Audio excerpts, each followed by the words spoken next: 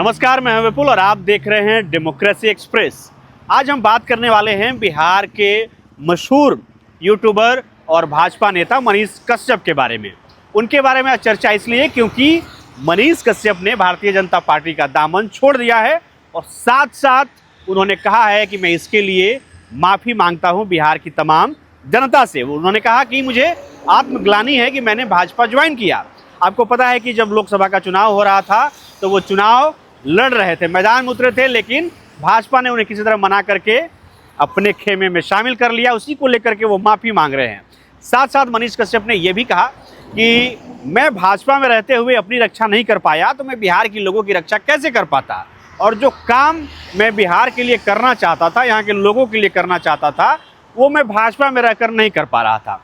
आपने देखा होगा कि महज कुछ हफ्ते पहले की घटना है, राजधानी पटना का एक सबसे बड़ा अस्पताल है पीएमसीएच, जहां पर मनीष कश्यप की पिटाई का मामला सामने आया था, जिसके बाद इस तरह की अटकलें लगाई जा रही थी कि हो सकता है कि मनीष कश्यप भाजपा छोड़ेंगे। और फाइनली आज सुबह मनीष कश्यप ने सोशल मीडिया पर आकर के जनता से ये बता दिया कि उन्होंने पार्टी छोड़ दी है। पार्टी छोड़ने के साथ साथ मनीष कश्यप ने एक बात और भी कही। मनीष कश्यप ने कहा कि भाजपा में जो कुछ लोग हैं वो ये कहते हैं कि मनीष कश्यप महत्वाकांक्षी है, मगर ऐसा नहीं है। मनीष कश्यप जब इस तरह की बात कहते हैं कि वो महत्वाकांक्षी नहीं है, तो एक सवाल ये भी उठता है कि क्या राजनीति में महत्वाकांक्षी होना गलत है क्या? चलिए मनीष कश्यप के थोड़ा रिकॉर्ड को समझते हैं, उससे हमें मदद मिलेगी ये जानने में कि मनीष कश्यप की जो महत्वाकांक्षा है राजनीति को लेकर के वो कितनी तीव्र है। मनीष कश्यप ने जब यूट्यूब चैनल शुरू किया तो आमतौर पर जो वो वीडियो बनाते थे वो बिहार की जुड़ी समस्याओं से रहते थे। ज्वलंत मुद्दों को मनीष कश्यप उठाया करते थे। इस वजह से आम लोगों में जो मनीष कश्यप की पहुंच थी वो बहुत जल्दी बढ़ गई, उनका चैनल ग्रो करने लगा। मगर मनीष कश्यप की जो भाषा थी वो बड़ी गाली गलौच वाली थी। आप पहले के पुराने वीडियोज आप इंटरनेट पर देख सकते हैं कि मनीष कश्यप उन वीडियोज में गाली गलौच की भाषा का इस्तेमाल कर रहे हैं। मगर समय के साथ मनीष कश्यप ने अपनी भाषा में सुधार किया। 2020 में चनपटिया से वो निर्दलीय विधानसभा का चुनाव भी लड़ गए। जितनी अपेक्षा थी उतने वोट तो नहीं मिले, मगर मनीष कश्यप का काम यूट्यूब पर चलता रहा। मनीष कश्यप पूरे बिहार में ही नहीं बल्कि देश में भी छाए हुए थे, उनकी चर्चा खूब होती थी। मनीष के जीवन में सबसे बड़ा टर्निंग पॉइंट 2023 में आया, जब उन पे बिहारी मजदूरों का फेक वीडियो वायरल करने का आरोप लगा और उन्हें तमिलनाडु की जेल में रहना पड़ा। इस घटना के बाद मनीष कश्यप जैसे पूरे देश में पहचाने जाने लगे। उसके बाद मनीष कश्यप जेल से रिहा हुए तो उनका स्वागत उनके समर्थकों ने बड़े जोर शोर से किया। फिर उन्होंने फैसला किया 2024 का लोकसभा चुनाव लड़ने का। मनीष जगह जगह घूम करके सभाएं कर रहे थे। मनीष की चर्चा खूब हो रही थी सोशल मीडिया पर, और साथ साथ मनीष बिहार से जुड़े समस्याओं पर वीडियोज भी लगातार अपलोड कर रहे थे।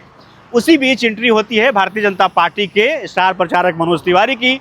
मनोज तिवारी उनके गाँव जाते हैं, उनसे बातचीत करते हैं और इसके बाद ये खबर सामने आती है कि मनीष कश्यप 2024 का लोकसभा चुनाव नहीं लड़ेंगे बल्कि वो भाजपा ज्वाइन कर रहे हैं। मनीष कश्यप कहते हैं कि मेरी मां का आदेश था, इस वजह से मैंने पार्टी ज्वाइन कर ली। उसके बाद मनीष झारखंड विधानसभा चुनाव में भी पूरे जोश के साथ पार्टी का प्रचार करते नजर आए। मगर हाल के दिनों में जो एक बड़ी घटना घटी उनके साथ वो ये रही कि राजधानी पटना के पीएमसीएच में उनके साथ मारपीट हो गई। वहाँ के जूनियर डॉक्टरों के साथ उनकी मारपीट हुई। ये खबर बिल्कुल आग की तरफ फैल गई पूरे बिहार में। तो मनीष कश्यप को ऐसा लगा कि बीजेपी उनके साथ खड़ी नहीं है। बार बार मनीष कश्यप सोशल मीडिया पर आकर के अपनी बात रखते रहे और फाइनली आज उन्होंने ये आकर के कह दिया कि वो पार्टी छोड़ रहे हैं और वो आगामी जो विधानसभा का चुनाव 2025 में होना है वो चनपटिया से विधानसभा का चुनाव लड़ेंगे। इन तमाम घटनाओं को जो आप देखेंगे जो मनीष कश्यप के जीवन से जुड़ी हुई हैं, तो आप ये कह सकते हैं कि मनीष कश्यप की बात ये 100% तो बिल्कुल सही नहीं लगती कि उन्हें राजनीतिक महत्वाकांक्षा नहीं है। मनीष जी तमाम राजनेताओं को राजनीतिक महत्वाकांक्षा होती है, आपको भी है, ये कोई बुरी बात नहीं है, इसे आप स्वीकार कर सकते हैं। मगर आने वाले वक्त में अब चनपटिया का क्या कुछ भविष्य होगा, मनीष कश्यप का क्या भविष्य होगा, वो तो देखने वाली बात होगी। मगर आपको ये पूरा एनालिसिस जो मनीष कश्यप से जुड़ा हुआ था कैसा लगा, आप हमें जरूर बताएं। बाकी ऐसे ही वीडियोज़ के लिए आप देखते रहिए डेमोक्रेसी एक्सप्रेस।